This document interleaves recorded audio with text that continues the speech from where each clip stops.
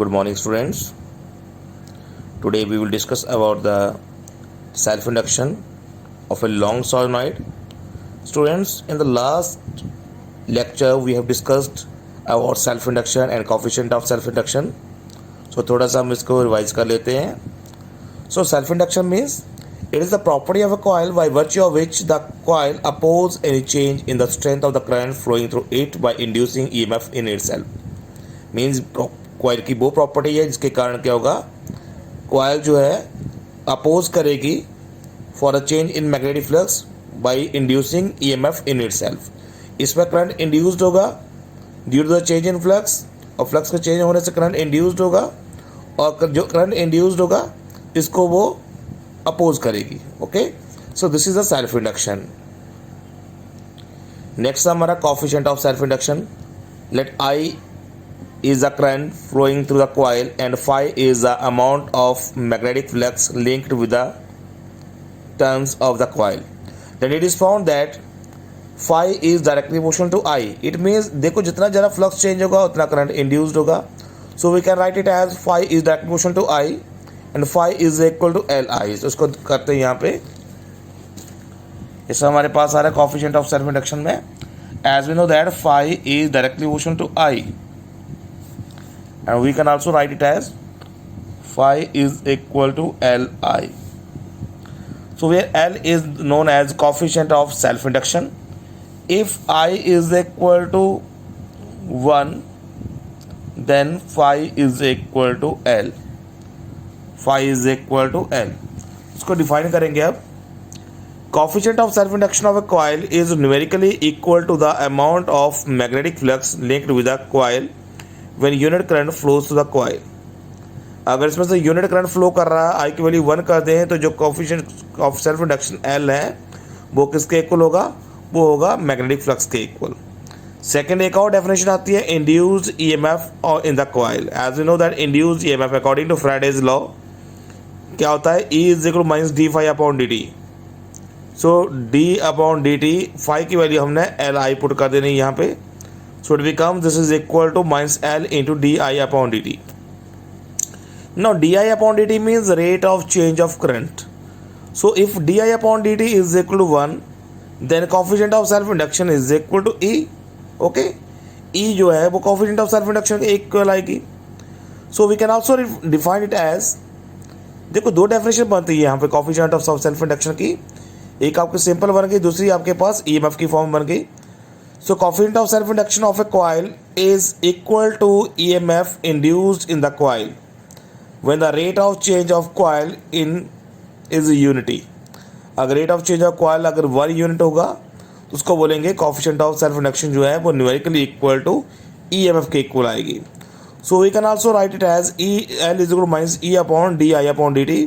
इसकी अगर values calculate करनी है, ऐसा unit of coefficient of self-induction is 1 Henry. So 1 Henry is equal to 1 volt upon 1 ampere upon 1 second. So 1 volt upon 1 ampere. देखो ये आपके पास आ जाएगा वोल्ट सेकंड, सेकंड ऊपर आ जाएगा. So 1 volt second upon 1 ampere. So 1 Henry is equal to 1 volt second upon 1 Henry, 1 ampere. So you can also define the ऐसा unit of self induction आपने याद रखना है. This is the Henry. So you can also define 1 Henry. Now our next topic is self induction of a long solenoid. अब long solenoid के लिए हमने derivation calculate करना है.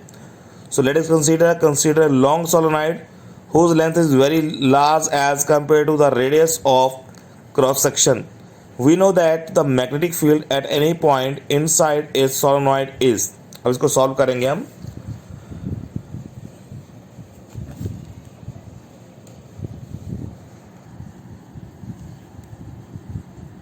टॉपिक का नाम है self induction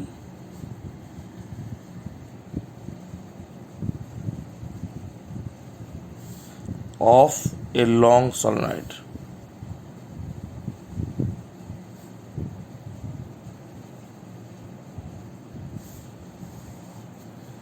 self induction of a long solenoid.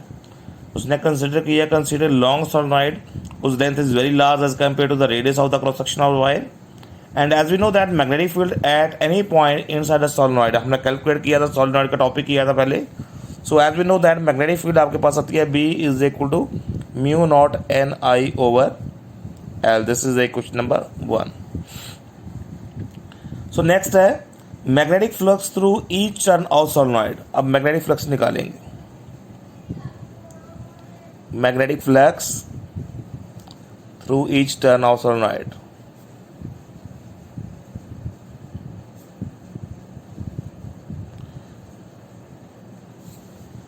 This is equal to magnetic field EB into area of each turn. Okay, so we can write it as mu naught Ni upon L into A. area की value put करेंगे. So where A is the area of solenoid. Okay, so total magnetic flux linked with the coil. ये तो each turn के लिए आ गया. अब निकालेंगे therefore total magnetic flux.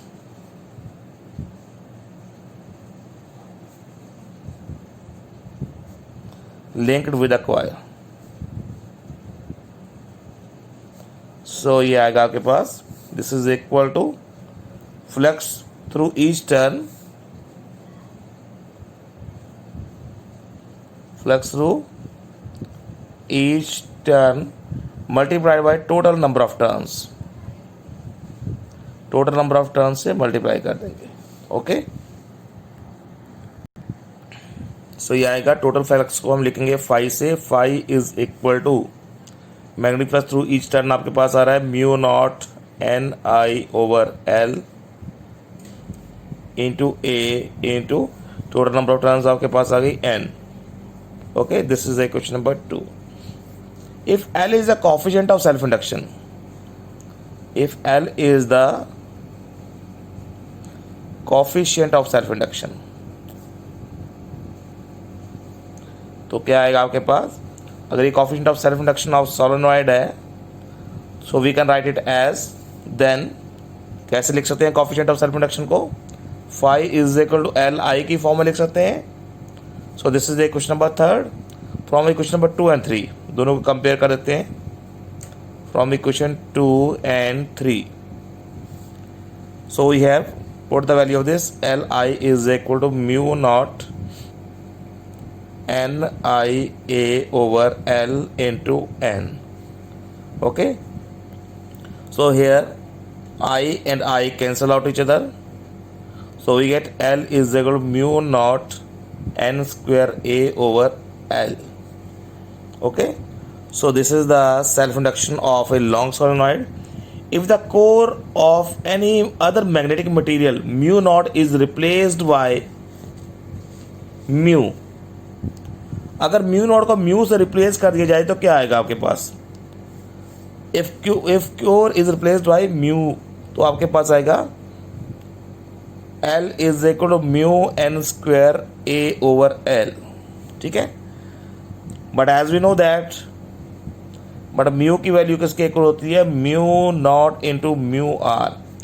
Relative magnetic permeability आपने पढ़ी होगी, तो mu R is a relative magnetic permeability. So इसकी वैल्यू आपके पास आएगी L is equal to mu naught mu R into N square A over L. So students, this is the expression of coefficient of self-induction of a long solenoid. Okay, so in the next topic we will discuss about the mutual induction and expression for the coefficient of mutual induction of a long solenoid. So students, I hope you all understand this topic. Thank you very much.